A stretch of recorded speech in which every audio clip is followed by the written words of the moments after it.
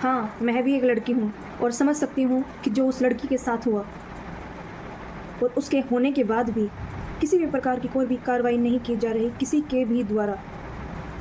कितना भयानक लगता है ना कि पहले सिर्फ लड़के लड़कियों को देखते थे, फिर धीरे धीरे देखने से बातें करने पर आए, बातें करने से फिर उसके बाद आए छेड़ने पर, दूर से सीटियाँ मारते थे, फिर आए वो कि उनका पीछा करने पर, पहले पैदल फिर बाइक फिर गाड़ियाँ अन्य, और उसके बाद आए कि लड़कियों के साथ रेप करने लगे, रेप करके छोड़ देते थे।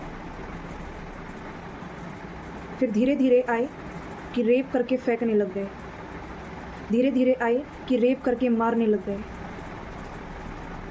फिर धीरे धीरे आए और रेप कर कर, जान से मारकर, एसिड पिलाकर, एसिड से उनका फेस, उनका पूरा बॉडी पार्ट जलाकर, फिर धीरे धीरे आए और रेप कर कर, एसिड वगैरह से हर चीज़ से उनका चेहरा पूरा ख़राब कर कर, पूरा शरीर जलाकर, और फिर टुकड़ों में काट कर, कभी फ्रिज में, कभी सूटकेस में, तो कभी अन्य किसी जगह पर।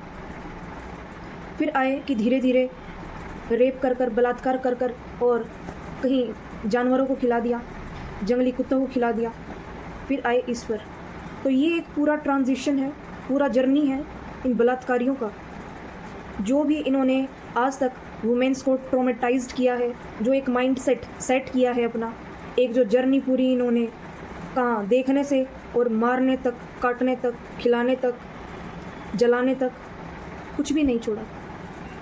और अभी तो कलयुग केवल एक बच्चा है। तो ज़रा सोचिए कि जब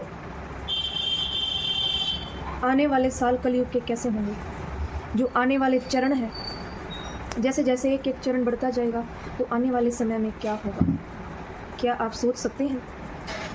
नहीं सोच सकते, क्योंकि जो अब हो रहा है वो भी हमने पहले कभी सोचा नहीं था कि ऐसा कभी होगा।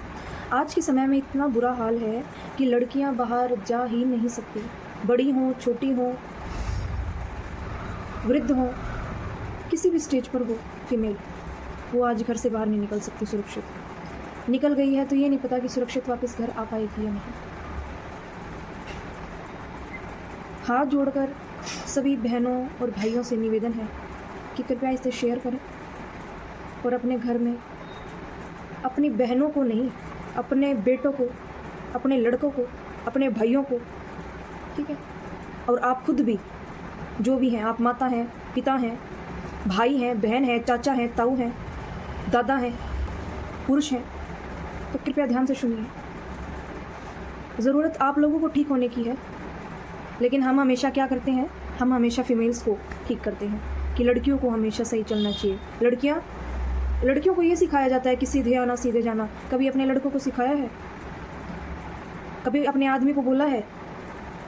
अपने घर के अन्य पुरुषों को सिखाया है कि सीधे आना और सीधे जाना? किसी प्रकार की कोई भी शिकायत मिली तुम्हारी तरफ से 1% भी, तो जिंदा जला देंगे या मार के दबा देंगे, जान से मार देंगे। कभी बोला है? नहीं बोला। तभी ये सब हो रहा है। जिस दिन अपने लड़कों को सिखाना शुरू कर दिया, अपने आदमी को, अपने पति को, अपने पिता को, अपने दादा को, जो भी आपका रिश्ता नाता है, जो भी आपके घर में भाई हैं, चाचा ताऊ हैं, किसी भी प्रकार के जो हैं आपके घर पे लड़के हैं, बेटे हैं, बड़े हैं, जिस दिन उनको ये चीज़ सिखानी शुरू कर दी और इस चीज़ का आपने अच्छे से उनके कान पकड़ कर समझा दिया कि तुमने अगर कुछ गलत करा तो तुम्हें नहीं छोड़ेंगे, तो उस दिन शायद ना तो लड़कियों को असुरक्षित महसूस होगा कहीं भी, और ना उनके साथ कुछ गलत होगा। लेकिन हम हमेशा क्या करते हैं, लड़कियों को सिखाते हैं कि तुम्हारी तरफ से अगर कोई शिकायत मिली या तुमने अगर तुम्हारी तरफ अगर उनके पीछे एक लड़का भी उनके पीछे आ जाता है, तो उस लड़की को काटने मारने तक उसके घर के तैयार हो जाते हैं, चाहे उस लड़की का उसके लड़के के साथ कोई रिलेशन हो या ना हो। ऐसी सोच है। लेकिन लड़के की तरफ कोई लड़की आ रही है तो घर वाले खुश होते हैं, उल्टा चिढ़ाते हैं उसको उस नाम से, हंसी मजाक में। क्यों, ऐसा क्यों है? जब भेदभाव यहाँ ही नहीं ख़त्म होता तो बड़े लेवल पे तो जाएगा ही। जब यहाँ से ठीक होगा तभी वो ऊपर जाके भी ठीक होगा। ठीक है, इंसान बचपन में अपने लड़के को अगर अच्छे संस्कार दिए होते, ठीक है, अच्छे से उसकी एक मदरिंग करी होती, उसकी प्रोग्रामिंग अच्छे से सेट की होती माइंड की, तो शायद ये दिन आज हमें इस समाज में ना देखना पड़ता।